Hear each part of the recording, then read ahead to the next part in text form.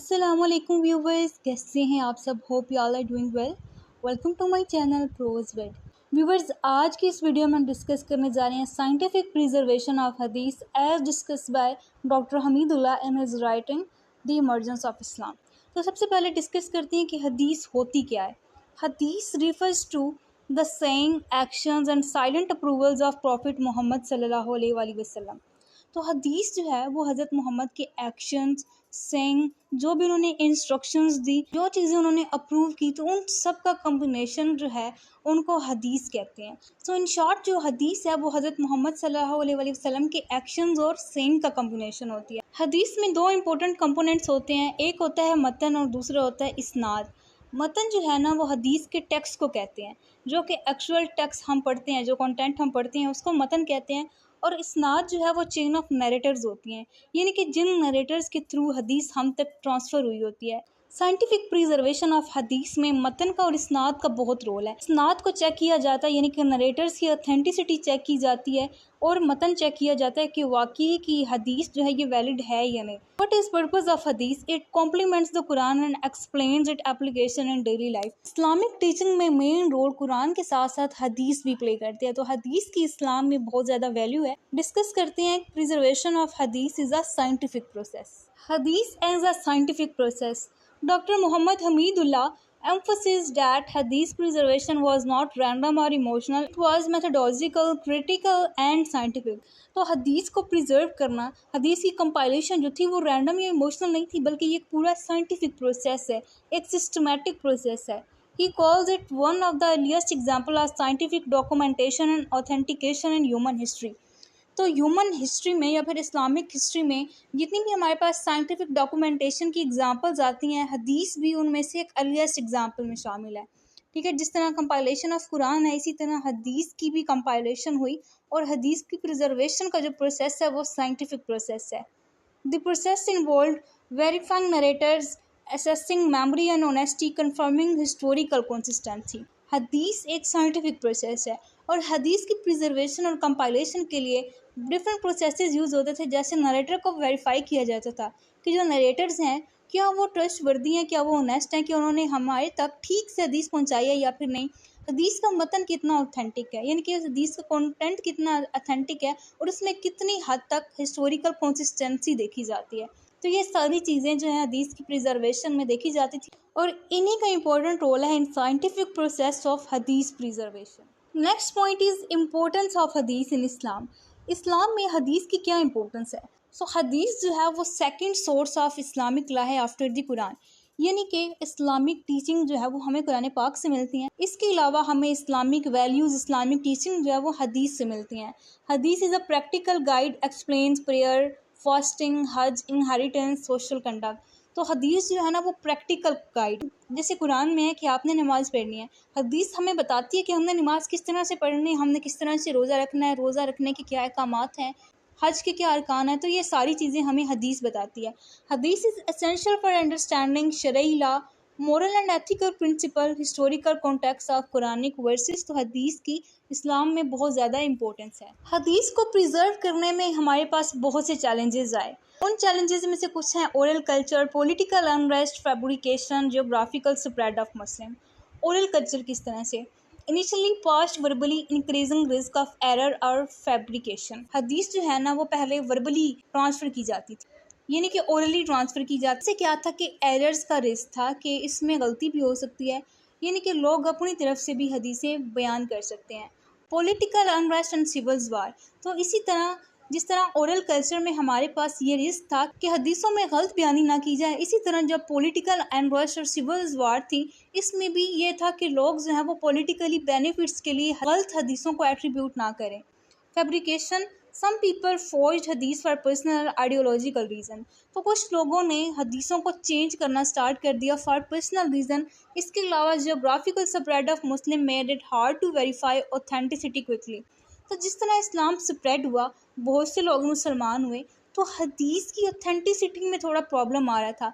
जिसके लिए फिर हम देखते हैं चेन ऑफ नरेटर्स के जिन लोगों ने हदीस को बयान किया, हम तक पहुंचाया कि करैक्टर्स कैसे थे, जो टाइम पीरियड था वो हज़रत मोहम्मद सल्लल्लाहु अलैहि वसल्लम के वक्त के कितना करीब था। सो ये सारे चैलेंजेस थे इन प्रिजर्वेशन ऑफ हदीस और इन्हीं को फिर देखा गया वाइल प्रिजर्विंग। सो टाइम के साथ डेवलपमेंट ऑफ हदीस साइंस। हमारे पास साइंटिफिक प्रोसेस के लिए हदीस साइंस की डेवलपमेंट हुई, जिसको कहते हैं इल्मुल हदीस। नरेटर्स को इन्वेस्टिगेट करना बहुत ज़रूरी हो गया था। स्कॉलर ने मेथड्स बताए जिसके थ्रू हमें हदीस की ऑथेंटिसिटी का पता चलता है। एवेलुएट टेक्स्ट कंसिस्टेंसी, मतन पे फोकस किया गया कि जो मतन है, जो टेक्स्ट है वो रिलायबल है, वो एक्यूरेट है या नहीं। Record time, place and context, तो सारी बैकग्राउंड इंफॉर्मेशन ली गई कि यह हदीस कब, किस टाइम, कहाँ पे बयान हुई। क्रिटिकल क्वेश्चंस पूछे गए, जिस तरह कि क्या नरेटर ट्रस्टवर्दी था, did he meet the person he reported from, जिस इंसान से उसने हदीस सुनी क्या वो वाकई उससे मिला या फिर ये सेकंड हैंड नॉलेज था। Was he known for good memory, क्या उसकी अच्छी मेमोरी थी या ऐसा है कि इसने 2 लफ्ज़ सुने और 4 लफ्ज़ अपने पास से बना लिया। हदीस साइंस ने इन सभी एलिमेंट्स को मद्देनज़र रखते हुए हदीस को फिर कंपाइल किया। हदीस की कैटेगराइजेशन। व्यूवर्स, होप सो आपको ये वीडियो समझ आ रही होगी। चैनल पे न्यू है तो जल्दी से चैनल को सब्सक्राइब करें। व्यूवर्स, प्रोज वर्ड को सपोर्ट करें ताकि आपको इस तरह की मजीद वीडियोस देखने को मिलें। डिस्कस करते हैं कि हदीस स्कॉलर्स का क्या रोल था हदीस की वेरिफिकेशन में। हमारे पास हदीस में काफ़ी ज़्यादा स्कॉलर्स आते हैं, जिस तरह इमाम बुखारी एंड इमाम मुस्लिम। इमाम बुखारी ने क्या किया? इमाम बुखारी एग्जामिन्ड 6 लाख हदीस, एक्सेप्टेड ओनली अराउंड 7,000। 6 लाख हदीसें इमाम बुखारी ने देखी, उनको एग्जामिन किया, उनमें से सिर्फ 7,000 हदीसों को वेरीफाइड किया कि एग्जैक्ट नंबरिंग हमारे पास आती है 7,275। अब ये जो वेरिफिकेशन हुई, इसमें क्या क्या चीज़ों को देखा गया? Biographical analysis of narrator's, rejecting narrators with weak memory or doubtful integrity. The criteria were so strict, modern historian admired their scientific integrity. हदीस की कंपाइलेशन हिजरा की 1st और 2nd सेंचुरी में स्टार्ट हो चुकी थी। इसमें हमारे पास कुछ फेमस कंपाइलेशन आती हैं हदीस की। 6 फेमस बुक्स ऑफ हदीस हैं, जिसमें मैंने यहाँ पे कुछ इंक्लूड किए हैं। सही बुखारी, सही मुस्लिम, सुनन अबू दाऊद, जामिया तिर्मिज़ी। Scholars classified, verified and wrote हदीस बेस्ड ऑन थीम्स। तो ये जो इन बुक्स के स्कॉलर्स थे ना, इन्होंने हदीस को क्लासिफाई किया, वेरीफाई किया और हदीस को थीम्स बेस्ड पे लिखा। जैसे प्रेयर की अलग सी हदीस हैं और फास्टिंग की अलग सी हदीस हैं, तो थीम्स की बेस्ड पे इनको अलग से क्लासिफाई किया। हदीस को मेन 3 कैटेगरीज में डिवाइड किया जाता है, जिनमें हमारे पास आती हैं सही, हसन एंड दाइफ। हदीस were divided based on authenticity. Authenticity की बेस पे हदीस को 3 कैटेगरीज में डिवाइड किया जाता है। जो हदीस बिल्कुल स्ट्रॉन्ग होती है, जिसकी अनइंटरप्टेड चेन ऑफ नरेटर्स होती है, जिसके नरेटर ट्रस्टवर्दी होते हैं, उसमें कोई कॉन्ट्राडिक्शन नहीं होती, वो हदीस बिल्कुल ऑथेंटिक कंसीडर की जाती है, जिसको सही हदीस कहते हैं। इसके अलावा हसन हदीस है, जिसको गुड कंसीडर किया जाता है। मतलब कि क्या है कि वो स्लाइटली वीकर होती है देन सही, बट एक्सेप्टेबल फॉर प्रैक्टिस। सही हदीस की तरह ये इतनी ऑथेंटिक नहीं होती, लेकिन ये इतनी होती है कि इसको एक्सेप्ट कर सकते हैं, इसकी हम प्रैक्टिस कर सकते हैं।